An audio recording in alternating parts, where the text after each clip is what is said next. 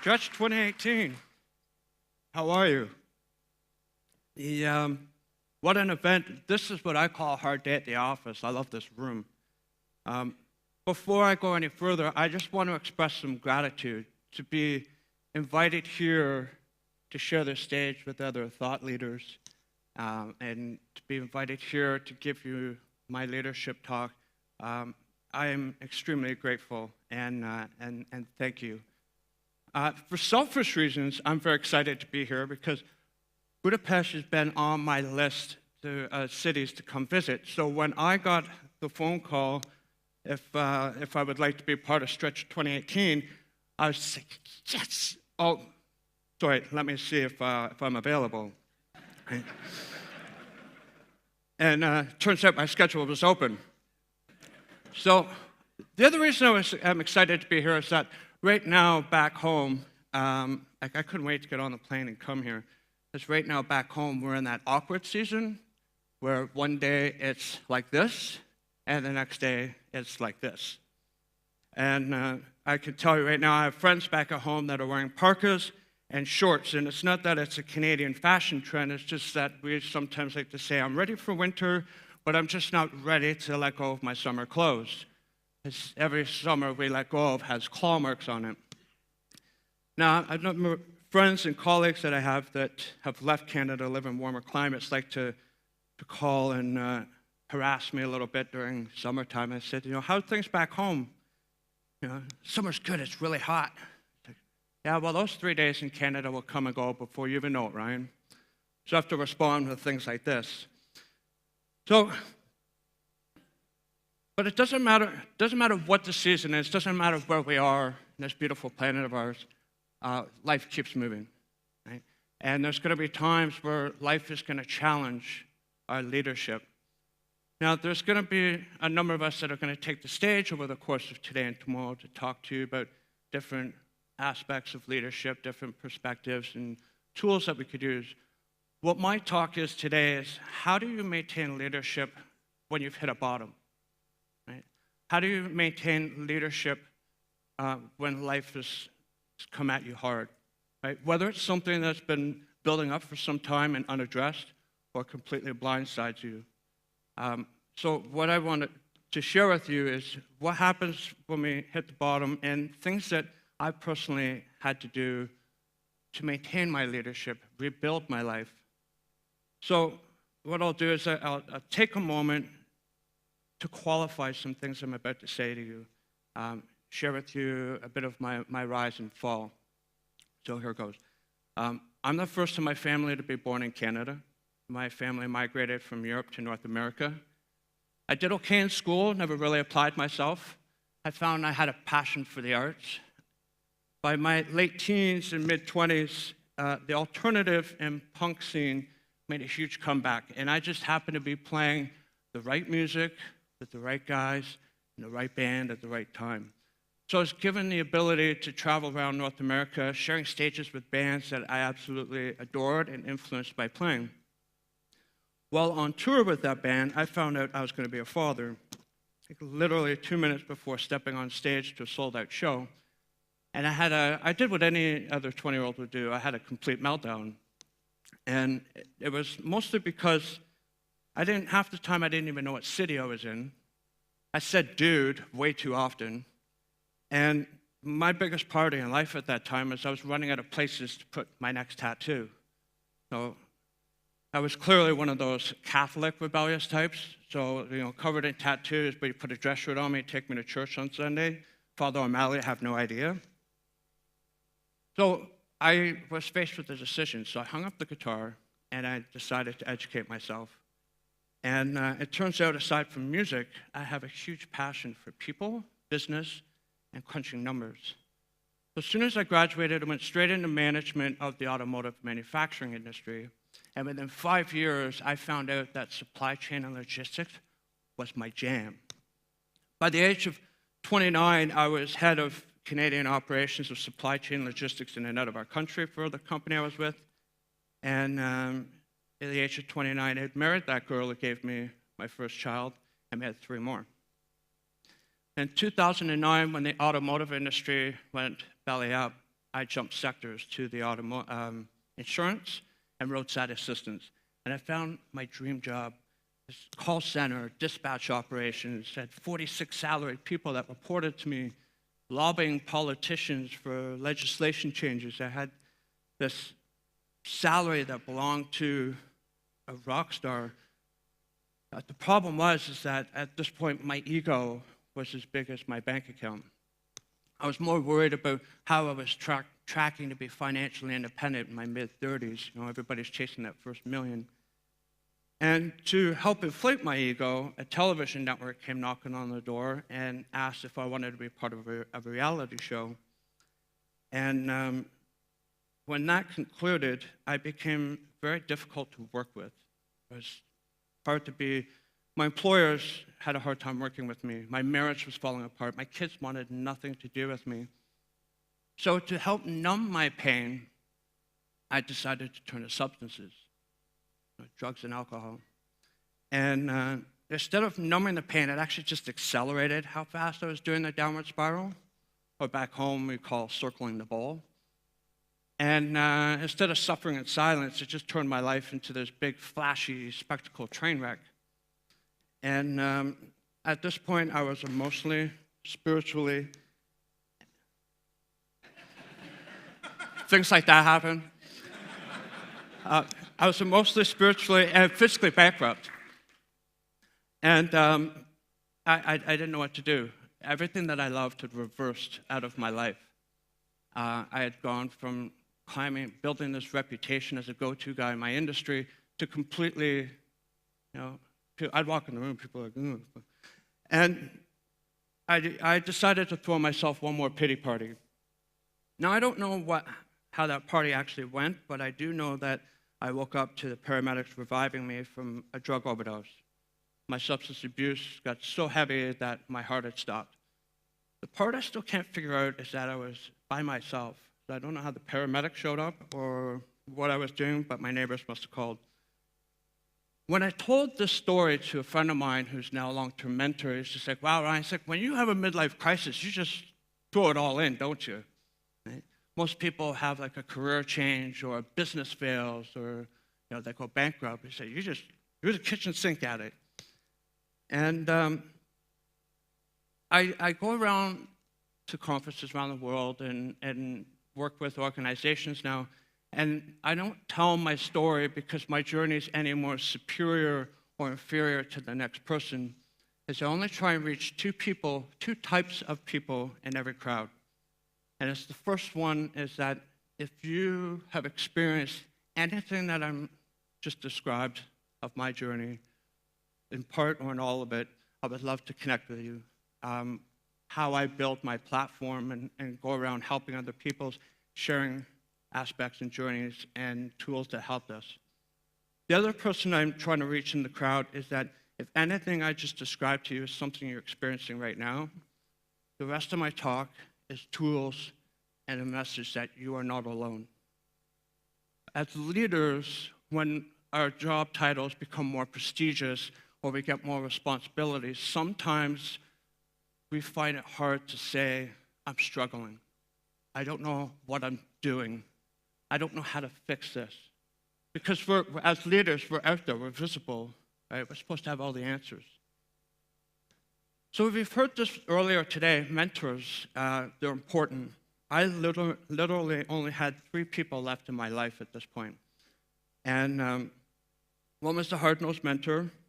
The next one was a venture capitalist and a very nice woman who's a warrior CEO. Now, I used to use their actual pictures, but I find it's important to find a mentor that this is what they mean to you. Right? When I took a step back and these people were going to start helping me repair the pieces of my life, there was a common thread across all of them. They weren't just successful in the businesses that they owned or were in, or not just influencers in their industries or their communities. They were kind, compassionate, had no drama in their lives, and when things hit them, they seemed to manage it. So they weren't just leaders in business, they were leaders in life. When they agreed to help me, I said, all right, perfect. Just get me a job. I knew any one of them could make a phone call and I would be a director, or if I pushed really hard, I would be a VP. And them knowing my story, they kind of laughed, right? And they said, what's success to you, Ryan? Just a job title and a salary? You know, unless the things around you aren't going to matter unless the things inside of you are in order, you know, especially when you're a leader, right? So you can put all the temporary fixes you want or the Band-Aids on it, but unless you condition your inner athlete, you know, when life comes at you, you're going to get crushed. I said, okay, all right, so help me. What do I do? And I knew all three of them get up insanely early every morning, and I had a problem doing that because of Netflix. I don't know about you guys, but that Play Next episode with the countdown on it was like my nemesis at night. But they gave me, it was uncanny. All three of them said the same thing. They drink a liter and a half of water a day, go to the gym 2 or 3 times a week, and read. And how does this help me become a C-level manager like you, or a CEO? And they just said, for the next 2 weeks, these are your goals. And they said, well, we'll see you in 2 weeks. And when I showed up, you could tell by the look on my face that it didn't go very well. And they said, well how did drinking water go? And I said, pretty much just a bottle of water, and the rest of the day was Starbucks. Like, well, what about reading? And I just didn't put any thought to it. I just grabbed a book, and I may as well read a Harry Potter book, because the one I picked, I would fall asleep after 2 sentences. But the biggest one that I struggled with, and I thought, I got the working out down pat. I'm a dude. I'm a guy. I can do this. I showed up to the gym, and I think anybody who's been in the gym, I was that guy that just sort of showed up with no plan and just sort of sauntered around and, you know, or used the machines the wrong way. The most devastating moment for me was when a female trainer walked past me, and I was on this machine, and I was crushing it. She's just like, you know, you need to put the pin in that, right? So this is the feedback I got. They said, Ryan, if you were helping an organization merge, right, you would do a risk analysis. Right? If you're helping an organization do a restructure, you'd be looking at succession plans and seeing which team members have the skill sets to bring forward. Or a joint venture, you'd be doing the legal mitigation and seeing if the 2 IT platforms can talk to each other. I said, yeah. I said, well, why don't you put that kind of attention to this? It's because you're good at what you do, but you're not good at doing you. Right? As professionals, we're so focused on becoming awesome that we forget to just be. You know, our lives now are just so much doing and less being. So micro goals was born, and I know some of you are going, oh, finally, he's finally getting to the topic, right? And I designed the talk this way, is that feeling of like, when's it going to get to the point, right? That's that feeling of instant gratification. When we're struggling to keep our professional lives going and something hits us personally, we just want something to help make it go away so we can continue going. Fast forward a few years, I've created the 3 pillars of micro goals, and this was built by people like yourselves, traveling the world and saying, what did you do? What did you do? What did you do? And I started getting common feedback, and it turned into these 3 pillars. The first one is the Sunday startup. The second one is a sacred hour. And the third thing is Self-Talk 20. Now, on Sundays, take an hour or 2 and carve out some time where you plan your week. Things that this is your job, you have to do. Pick up the kids, I got meetings. So you plan your week. These are things you can't get around, right? But sitting down and looking at what you're facing for the week, what logistics plans do I have to face? Do I have, confirm some clients? Do I have overlaps and I need to address them? That way, when you start Monday, you're ready for your week. But here's the important part I was missing as a professional. Take 3 strive goals. Micro goals are simple things that when you achieve them, you set the goal and it's quickly attained within a week or 2, right? Even a couple months.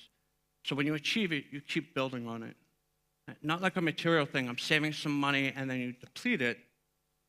It's more of a personal thing, like learning a new language, getting your motorcycle license, conditioning your body for a marathon. So pick 3 strive goals, and it doesn't have to be 3, but that's what I choose. And the next thing is 3 struggle goals. And this is one of those things, if you ever had a conversation with someone and they mention something like, oh shit, yeah, I gotta take care of that. Something that you keep putting on the back burner and you need to address, this exercise helps you bring it to the front. Now the next thing is take those goals and put them throughout the week, plan them in. And don't be shy to put some of the struggle ones at the beginning of the week, so you're ending your week with something that is positive and it's for you. Next thing that was the most common thing that I've heard from CEOs and leaders around the world is they have a sacred hour. At 60 minutes before they usually get dressed for the day and go out the door, they take an hour before they even pick up the phone, before the static of the outside world enters our brain, to sit and reflect. How am I doing to my weekly plan? How am I doing to life? What should I do with this? Right? Express some gratitude. It was shared with me, it's hard to feel fear and anxiety when you're expressing gratitude. The last thing is self-talk 20. At the end of every day, take 20 minutes to talk to yourself. The most powerful psyche in the world is how we describe ourselves to ourselves. Our self-talk is so strong because we hear it in our own voice. Right? So take 20 minutes to say, what went well today? What was awesome? Right? Make note of it. Is there somebody you need to thank? Right? It's something that you need to share with somebody else. What could you have done better? I could have handled that situation better. I probably shouldn't have responded this way. Maybe a phone call and email to somebody that says, hey, look, I was a bit offside. That's where the compassion and empathy kicks in as a leader. And the last one is, what will you do different? How am I going to make tomorrow different? What I'm going to do to finish up my talk, that is it. 3 pillars. For me, those 3 things were the hardest things to implement. I know I literally did this big talk about my life, and then I spent 2 minutes talking about how microgoals works. But that was the beauty of it when I was speaking with leaders around the world, is that some of the most simplest things we disregard. Right? Some of the most simplest things are so hard to implement, and it was true. Those 3 things I just shared with you, taken years for me to build in, but I wanted to emulate or follow the path of leaders. When you see someone come in the boardroom who runs the company or is part of the senior management team, and you're just like, I like this gal, I like this guy. Right? Some of the discussions that I have with those people, this is what they do out at home. This is what they do, have shared with me that they do to stay in tip-top shape, mind, body, spirit. What I'm going to do now is, closing up my talk, is some principles that I've picked up along the way. Right now, you know which people in your life are the right people and which people are the wrong people. Right now, as soon as you think about it. Let go of the wrong people in your life so you can make room for the right people to enter. I hear things from clients that say, well, what if someone gets upset, Ryan? What if somebody is offended because I'm cutting them out of my life? Well, what if that person is preventing you from achieving your goals? What if that person is ahead of your happiness? What do you say to them? Disappointment. As human beings, we're so afraid of disappointment or fear or whatever words you want to apply to it, because the secondary emotion that we get from it is pain, emotional pain. And one of the best things that I've heard from somebody that helped me understand is that disappointment is going to be part of our blueprint and part of our life. From this day, right now, this moment, going forward, we're all going to experience a form of disappointment or failure again and then again. But what helps me is understanding where pain resides. This was my expectation. This is where reality ended up. Pain resides in between the two. And the more I'm invested, the more pain I'm going to feel. Understanding that helped me get over some of the things that I've done in my journey. No is a full sentence. When things are going well, they're going well. But when things are hard and you're on the ropes and you need to focus on you, remember, no is a full sentence. Be selfish with your yeses. Focus on you first so the things you love don't come last. This was a big one because when things started getting good for me again, it's like, yes, yes. Say yes and then figure it out later, right? At some point when there's a challenge, it's just like reprioritize. Because of things that I've done in my past, of where I was and what I lost or whatever, one of the hardest things for me to fix was I was comparing my insides to other people's outsides. I was with a friend at a park, and things were starting to come back together for me, and this 30-year-old guy pulled up in a purple Lamborghini with white leather, and he gets out and he leaves. And my buddy's just like, what a beautiful car. And I was like, it's purple. He's like, you mean to tell me if that guy wasn't about to give you the keys, you wouldn't take him? I'm like, well, I didn't say that. Right? But what the problem is that I was comparing where I was in my journey to other people's successes.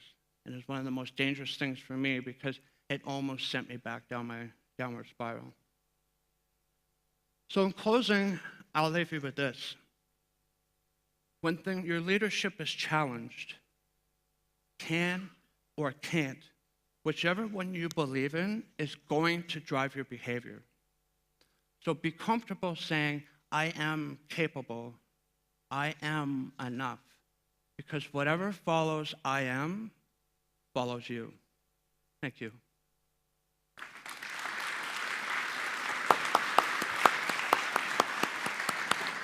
Thank you, Ryan. Thank you very much. Again, in the vein of the talks before, here is your awesome. lovely illustration on a mug. Awesome. Thank you so much for coming. Thank you. Thank you. All right. Thanks.